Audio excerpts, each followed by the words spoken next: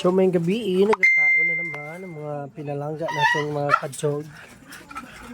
So kain. Ito nagwawala kasi gusto ito i-stud. Ito siya, wawala. Ayan din mga pusa natin, kumakain na din. Ang pusa natin na sosyal at saka syempre yung ito yung tiyanak natin na maingay. Ayan. Saka yun, nagwawala kasi gusto mag-stud dito. Ito nagwawala. Ito naman madamot, ayaw bigyan ito. So konti lang ang binigay niya. So ang pinapakain ko pala tinola tsaka dog food. Ipansin ang taba nito.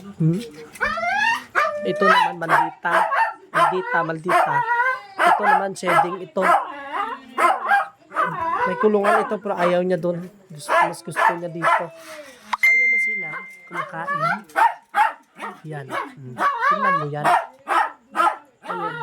Ito, kain na ito. Ayan. Tingnan mo naman sila.